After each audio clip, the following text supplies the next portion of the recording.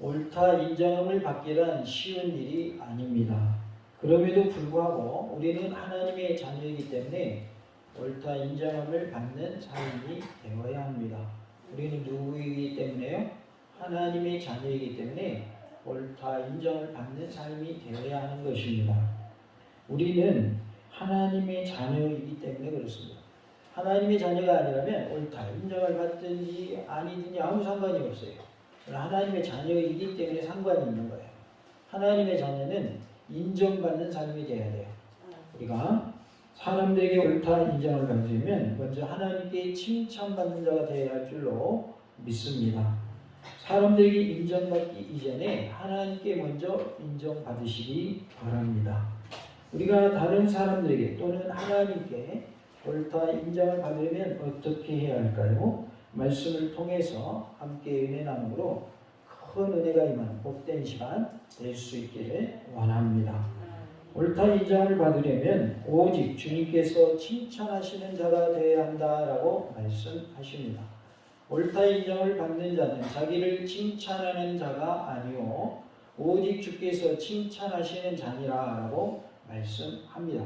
우리가 하나님께 칭찬을 받는 자가 되어야 한다. 주님께 칭찬받는 자가 옳다 인정을 받는 자이다 라고 말씀을 하고 있습니다. 다 같이 볼까요? 옳다 인정을 받으려면 오직 주님께 칭찬받는 자가 되어야 합니다. 우리가 다른 누구에게 칭찬받는 것도 중요하겠지만 더 중요한 것은 주님께 칭찬받는 자가 되어야 되는 거예요. 그래야 옳다 인정함을 받을 수가 있습니다. 사람이 인정하더라도 하나님이 인정하시지 아니하면 그 인정함 받는 것은 별 의미가 없는 것이죠. 그래서 우리가 하나님께 칭찬받고 인정받는 자가 될 수 있기를 원합니다. 옳다 인정을 받는 자는 자기를 자랑하는 자가 아니고 누구를 자랑하는 자라고 그랬어요? 하나님을 자랑하는 자라고 했습니다. 우리 모두가 하나님을 자랑하고 또 하나님이 나 되게 하심을 자랑하는, 나에게 하나님이 어떤 분이신가 내가 아는 하나님을 자랑하는 그런 모습이 되시기를 원합니다. 참으로 주님께 인정받는 사도는 자신이 언젠가 심판 앞에 선다는 것을 알기 때문에 자중하는 자이며 사람들로부터 인정받기보다는 하나님께 인정받기를 원하는 자인 것입니다. 그래서 우리가 사도가 아닐지라도 우리는 뭐이기 때문에 하나님의 자녀요 성도이기 때문에 하나님의 심판대 앞에 선다라는 사실을 기억하시고 믿음으로 살아가고 말씀대로 가는 능력의 삶이 되어서 하나님께 인정받는 우리 모두가 될 수 있기를 원합니다. 13절에 보니까 그러나 우리는 분수 이상의 자랑을 하지 않고 오직 하나님이 우리에게 나누어 주신 그 범위의 한계를 따라 하노니 곧 너희에게까지 이른 것이라 라고 말씀합니다. 나누어 주신 그 범위의 한계라는 표현이 나오죠. 바울은 적대자들이 자랑하는 그것이 하나님께서 정해주신 선교의 영역을 무시한 것이므로 잘못되었다는 것을 간접적으로 지적하고 있습니다. 하나님께서 정해주신 선교의 영역이 있단 말이에요. 그런데 바울의 대적자들은 이 선교 영역을 무시하고 오히려 바울이 선교하는 곳에 가서 복음을 전하려고 하는 그런 모습들을 보여주고 있습니다. 그리고 바울이 이미 선교한 지역에 성도들이 있는 것을 자신이 한 것처럼, 자신이 복음을 전해서 그렇게 된 것처럼 바울이 세운 공을 자신의 공으로 돌리는 그러한 모습을 보여주고 있는 것을 알 수가 있어요. 그래서 우리는 하나님이 원하시는 방법대로 해야 된다는 거예요. 하나님의 일은 더 하나님이 원하시는 방법으로 해야 돼요. 세상 일도 마찬가지입니다. 하나님이 인정하시는 방법으로 해야 되고 하나님께서 좋아하시고 기뻐하시는 방법으로 올바른 방법으로 해야 되는 것입니다. 가끔 가다가 은혜로 합시다 하면서 잘못된 것을 그냥 슬그머니 넘어가려고 하는 경우를 볼 수가 있어요. 그것은 하나님 원하시는 방법이 아닙니다. 무슨 일을 더 하나님 원하시는 방법으로 해야 돼요? 하나님의 일은 더 하나님 원하시는 올바른 방법으로 해야 되는 거예요. 그래서 하나님의 일을 함에 있어서는 더 하나님이 기뻐하시는 모습으로 해야 하고 세상 일도 마찬가지로 하나님이 원하시는 방법으로 올바른 방법으로 해야 할 줄로 믿습니다. 가끔 뉴스에 나오는 그런 내용 중에 믿는 자가 나쁜 일을 해가지고 뉴스에 나오는 경우가 있어요. 그러면 세상 사람들이 뭐라고 그래요? 교회 다니는 사람이 왜 저러냐? 손가락질을 합니다. 이것은 전대의문을 막는 것이고 하나님의 영광을 가리는 일입니다. 그런데 가끔은 정식 교회가 아닌 이단 교회가 나와서 뉴스에 나오는데 그것도 교회라고 사람들이 그렇게 여기는 거죠. 믿지 않는 분들은 이단이 뭔지 교회가 뭔지 알아야 몰라요. 모르죠. 그래서 다 그냥 싸잡아서 교회가 나쁘다 이렇게 향하는 경우도 있는데 어쨌든 하나님이 원하시는 방법으로 해야 하나님이 영광 받으시는 거예요. 세상 사람 지적받지 않고 손가락질 밟지 않으면 우리가 어떻게 해야 되는 거예요? 하나님이 인정하시는 방법으로, 하나님이 기뻐하시는 방법으로, 하나님께 영광 돌리는 방법으로 해야 하나님의 영광을 가리는 일이 없는 거예요. 교회 내에서도 하나님이 기뻐하시는 방법들을 해야 할 줄로 믿습니다. 은혜대로 합시다. 좋은 말 같지만 때로는 그 말이 나쁜 말일 수도 있어요. 옳지 않은 방법을 할 때는 은혜대로 하는 게 그게 좋은 게 아닙니다. 그래서 교회는 뭐가 있어야 되면 원칙이 있어야 됩니다. 뭐가 있어야 된다고요? 원칙이 있어야 됩니다. 직분자를 세우는 것도 원칙이 있어요. 내가 되고 싶다고 해서 되는 게 아니에요. 원칙 하에서 직분자를 세워줘야 되는 거예요. 우리 교회가 이제 앞으로 직분자를 세울 일이 얼마 남지 않았으면 곧 세울 터인데 이 일을 위해 기도 많이 해주시기 바라고요. 그러나 이 일에 있어서 원칙이 있다. 원칙 하에서 일꾼을 뽑게 되어 있다라는 것을 꼭 기억하시기 바라고, 꼭 내가 부족하다면 더 분발해서 다음에는 꼭 일꾼으로 세움받는 은혜가 있기를 원하고요.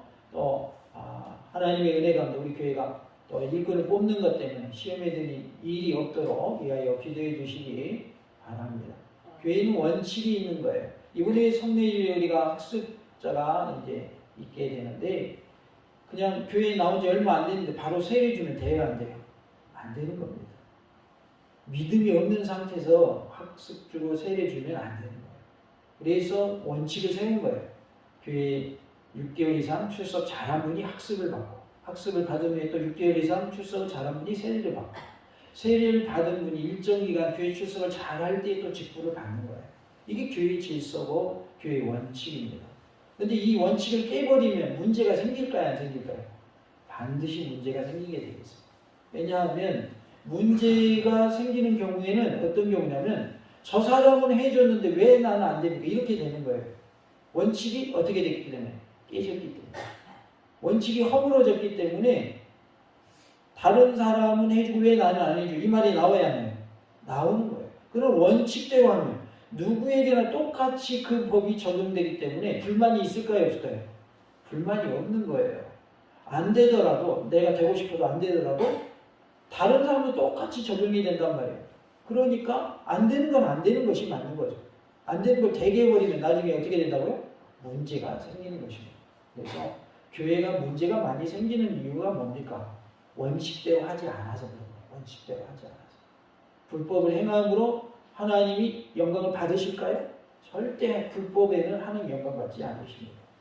하나님 오히려 진노하시죠. 그래서 우리는 하나님의 법을 지키는 범위 안에서 하나님께 인정함을 받아야 돼요. 하나님의 법을 어기면서 하나님께 인정받으려면 하나님 인정해줘야 안 해줘요? 인정 안 해줍니다. 그렇기 때문에 모든 일을 행함에 있어서 하나님이 기뻐하시는 방법으로 하나님께 인정받는 방법으로 하는 우리의 모습이 될 수 있기를 원합니다. 지금 바울이 복음을 전하는 데 있어서도 선교 영역이 있단 말이에요. 특별히 하나님께서 누구를 선교 영역을 허락하셨냐면 이방을 선교 영역으로 허락하시고 이방인들이 사는 지역. 그렇기 때문에 바울은 지금 복음이 이미 전해진 곳에 가서 복음을 전하는 것이 아니라 이방 지역에 가서 복음을 전하는 거예요. 그런데 오히려 다른 사람들이 바울이 전한 이방 지역에 가서 우리가 전했다라고 자기들이 한 것처럼 자기들의 공을 드러내고 자기들의 공이 아닌데 자기들이 한 것처럼 그리고 자랑했단 말이에요. 그래서 이것에 대해서 나는 그렇게 하지 않고 있다라고 말함으로써 그들의 잘못에 대해서 간접적으로 지적하고 있는 모습을 볼 수가 있습니다. 여기서 한계라는 말은 길을 재는 막대기 그리고 줄자라는 뜻인데 규범이나 표준의 의미로도 쓰이고 일정하게 한정된 영역을 가리키기도 합니다. 13절에서는 후자의 의미로 쓰였습니다. 그래서 한정된 영역이라는 뜻으로 표현을 하고 있고요. 바울이 여기서 문제 삼는 것도 하나님께서 정해 주신 선교 영역의 준수에 관한 것입니다. 선교 영역을 준수하자 그 말이죠. 우리나라에 선교사들이 들어와서 선교하는 선교 초기 역사를 보면 지역을 교단별로 분할을 했어요. 그래서 어느 지역은 어느 교단이 들어가라 이런 식으로. 그래서 이제 지금도 그 영향이 있어서 어느 지역에는 어느 교단이 더 많고 또 어느 지역에는 어느 교단이 많고 이런 식으로 어느 교단은 어느 지역에 가면 장로교가 교회가 많고 어느 지역에 가면 감리교가 교회가 많고 그런 일이 왜 있냐면 선교 초기에 선교사들이 지역을 분할을 했어요. 그래서 우리가 나눈 지역에서만 선교하자 이렇게 한 거죠. 누구의 정신을 이어받은 거예요? 바울의 정신을 이어받은 거죠. 하나님께서는 바울을 이방인의 사도로 부르셨고 그에게 이방 선교를 허락하셨습니다. 그리고 그것은 예루살렘의 사도들과도 합의된 바가 있습니다. 그래서 이미 바울은 이방 선교를 하기로 예루살렘 교회에서 통과가 된 내용인 것이죠. 이런 한계에 입각하여 바울은 다른 사람이 복음을 전한 곳에서는 복음을 전하지 않았습니다. 바울이 고린도에 이르러서 복음의 씨를 뿌리고 열매를 거둔 것은 하나님께서 정해주신 한계, 즉 일정하게 한정된 영역을 지키면서 행한 것이었다 그 말이에요. 그러니까 복음을 전하는 일 좋은 일이에요, 나쁜 일이에요? 좋은 일이죠. 선교하는 일인데 이 선교하는 일도 어떠한 원칙 하에서 하자는 거예요. 정해진 원칙 하에서 하자는 말이죠. 바울에게는 어느 지역을 허락하셨어요? 이방 지역을 허락하셨단 말이에요. 그러니까 바울은 선교함에 있어서 이 원칙을 지켰어요, 안 지켰어요? 지켰다 그 말이에요.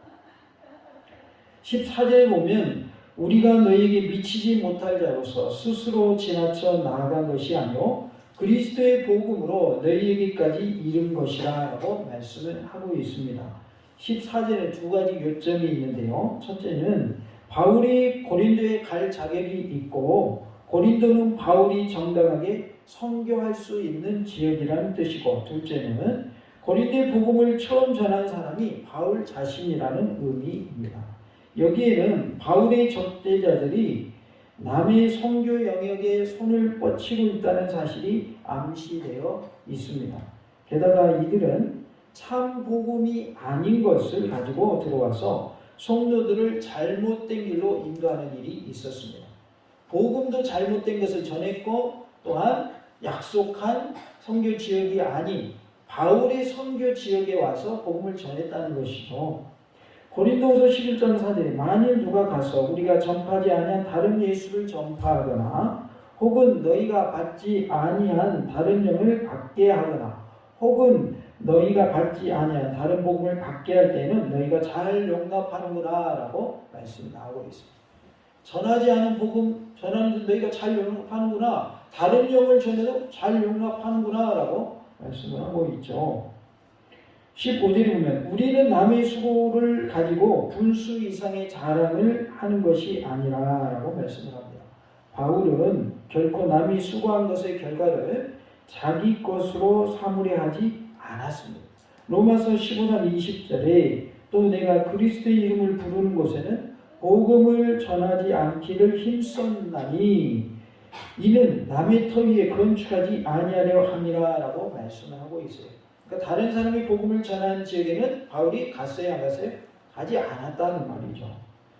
고린도 교회는 다른 어느 누구도 복음을 전하지 않았을 때에 최초로 바울이 복음을 전하여서 설립되었기 때문에 고린도의 교회들이 있는 것은 순전히 하나님께서 바울을 통하여서 역사하신 결과였던 것입니다.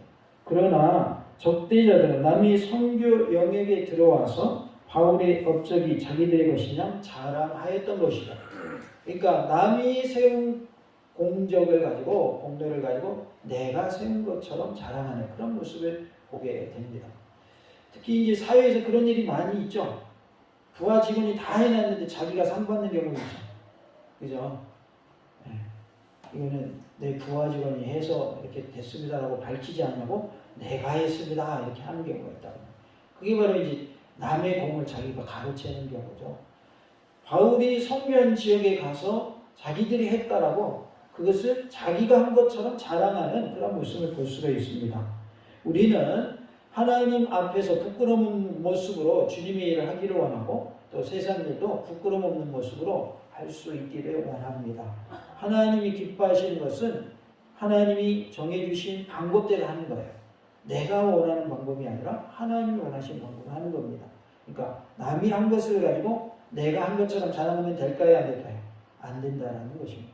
또한 내가 한 것일지라도 나 자신을 자랑하는 것이 아니라 그것을 행하게 하신 지혜 주시고 능력 주시고 건강 주신 하나님을 자랑하라고 그랬죠. 그래서 우리는 나를 높이는 것이 아니라 누굴 높여야 돼요? 하나님을 높여야 할 줄로 믿습니다. 15절에 오직 너희 믿음이 자랄수록 우리의 규범을 따라 너희 가운데서 더욱 풍성해지기를 바라노라 라고 말씀합니다. 바울이 바라는 것은 자기가 복음을 전파하여 믿음을 갖게 된 성도들이 영적으로 성장하는 것과 비례하여서 자신의 선교 영역이 더욱 확장되기를 바랐고 그것과 더불어서 복음으로 말미암은 그의 영향력이 확대되기를 원했습니다. 이로써 그는 자기에 대한 성도들의 존경도 더욱더 심화되기를 원했습니다. 그러나 이 모든 일들은 그의 선교 영역을 준수하는 가운데 되어졌다는 거예요. 그러니까 법을 어기면서 행했다, 어기지 않으면서 행했다, 어기지 않으면서 행했다 그 말이에요. 그러니까 우리가 주님의 일을 함에 있어서 또 세상 일을 함에 있어서 하나님이 원하시는 방법대로 행하고 또 원칙대로 행하는 우리의 모습이 될 수 있기를 원합니다. 특히나 그 나라의 공직자를 뽑을 때 그 사람을 평가합니까 안 합니까? 대통령을 세울 때도 마찬가지고 국무총리라든가 장관 등등을 세울 때에도 그 사람을 다 조사해가지고 그 사람을 평가를 합니다. 그래서 반대편에 있는 그런 사람들은 그 사람의 약점을 찾아내가지고 이 사람은 이러이러해서 안 됩니다라고 반대해요, 안 해요? 반대하죠. 근데 조사를 하고 파도 흠이 없어요. 그러면 상대편에서도 할 말이 있어요, 없어요? 할 말이 없는 거예요. 아무리 조사해봐도 이 사람은 잘못된 게 하나도 없는 거예요. 그 정도가 돼야 돼요. 누가? 예수님 믿는 사람. 다 그런 사람 되시기 바랍니다. 꼭 정치 얘기만은 아니에요. 교회 일꾼 세울 때도 이 사람은 정말 우리 교회 일꾼이 돼야 된다고. 모든 사람들이 다 인정하는 일꾼이 돼야 돼요. 그래야 하나님 기뻐 받으시는 거예요. 물론 완벽한 사람은 없습니다. 저도 마찬가지고 완벽하진 않아요. 하나님은 일꾼을 쓰실 때 어떤 부분을 보고 쓰시는가 보았더니 저를 보았을 때의 강점, 장점을 보고 쓰시더라고요. 약점을 보고 쓰시는 게 아니라. 그러나 쓰임받는 나는 어떻게 해야 돼요? 하나님께 겸손하게 무릎 꿇어야 되는 거예요. 고개 숙여야 되는 거예요. 부족함에도 불구하고 써주시니 감사합니다. 이렇게 돼야지 내가 이렇게 쓰임받고 있는데 다 나에게 섬겨 이건 아닌 거예요. 이건 아니에요. 역대 대통령들 중에 평가가 좋은 대통령이 별로 있어요, 없어요? 우리나라 별로 없어요. 그래서 우리가 기도해야 돼요. 정말 나라의 지도자들이 정말 존경받는 퇴임 후에도 존경받는 그러한 일꾼들이 세워지게 달라요. 기도해야 됩니다. 나라 민족을 위해서 우리가 기도해야 되겠고 또 교회도 마찬가지입니다. 많은 교회들이 퇴임한 후에 은혜롭지 못하게 이렇게 끝나는 경우가 많아요. 목사님도 그런 경우가 있고 또 중직자들도 그런 경우가 있어요. 퇴임한 후에 평가가 좋아야 그게 진짜 잘한 겁니다. 현직에 있을 때만 평가가 좋은 거 안 돼요. 퇴임한 후에도 평가가 좋아야 되는 거예요. 그리고 사람은 살다가 뭐 하게 돼 있어요? 죽게 돼 있죠. 그럼 언제 평가가 좋아야 되는 거예요? 죽은 다음에 평가가 좋아요. 죽은 다음에. 호랑이는 뭘 남기고요? 가죽을 남기고. 사람은 뭘 남겨요? 이름을 남기죠. 그 이름이 명예로운 이름이 돼야지 치욕스러운 이름이 되면 안 돼요. 일제시대의 매국노처럼 나라를 팔아먹은 사람으로 이름이 남으면 안 되는 거죠. 우리 자녀들에게 후손들에게도 정말 우리 할아버지 할머니 우리 아버지 어머니는 훌륭한 믿음의 사람이었다. 정말 우리도 그렇게 본받아야 된다고. 그렇게 평가를 받아야 되지 않겠어요? 아브라함 때문에 이삭이 복을 받았고 야곱, 요셉이 이렇게 계속 복이 이어졌어요. 다윗이 말씀대로 행함으로 솔로몬이 복을 받았어요. 그런데 우리가 말씀대로 살지 못하면 내 자녀들이 복을 받을 수가 없는 거예요. 그러나 내가 말씀대로 살면 자녀들이 복 받게 되는 거예요. 자녀들이 잘 되기를 원한다면 누가 잘해야 되겠어요? 부모인 내가 잘해야 돼요. 그러면 자녀들이 복을 받게 돼 있어요. 목회를 하는 경우에도 3대, 4대째 목회하는 분들은 우리 인간의 표현도 목회가 잘 됩니다. 왜요? 믿음의 선진들이 대를 이어서 목회를 하고 있기 때문에. 또 믿음의 가정으로서 3대째, 4대째 믿는 그 과정 속에서 목회자가 나왔기 때문에 목회가 잘 돼요. 그 사람이 잘해서 잘 되는 게 아니에요. 다윗 때문에 솔로몬이 복받은 것처럼 아브라함 때문에 이삭, 야곱이 복받은 것처럼 부모가 잘하면 자녀들이 복받게 됩니다. 그래서 우리의 자녀들이 잘되고 후손도 잘되기를 원하신다면 말씀대로 사시기 바랍니다. 그러면 자녀들이 복받게 돼 있어요. 그러니까 결국은 우리가 말씀대로 살아야 된다는 거예요. 하나님께 옳다 인정을 받아야 된다는 거예요. 하나님께 인정받으면 사람에게 인정받는 건 시간 문제입니다. 사람들이 인정 안 해주다가도 하나님 인정하시는 사람 같으면 나중에 결국은 사람들도 인정해줘요. 제 말이 틀리다고 그러면 자리에서 벌떡 일어나서 한 분도 안 계시. 하나님이 인정하시는 사람은 어디다 내놔도 혼자 있어도 하나님이 그 사람 잘되게 하시는 거예요. 요셉이 팔려갔죠. 애국으로. 팔려갔는데 나중에 뭐가 됩니까? 총리가 되죠. 애국의 총리가 되죠. 근데 그 과정이 순탄하지가 않아요. 순탄하지가 않습니다.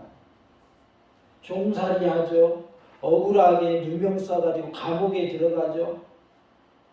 보디발의 아내가 자기가 유혹해놓고 역으로 말하죠. 얘가 나 범하려고 했다가 자기가 자정을 해놓고. 그러니까 누명 쓰잖아요. 그 과정을 보십시오. 노예로 팔려갔죠. 감옥에 들어갔죠. 좋은 게 하나도 없는 것 같은데 하나님은 그를 애국의 총리로 세우신단 말이에요.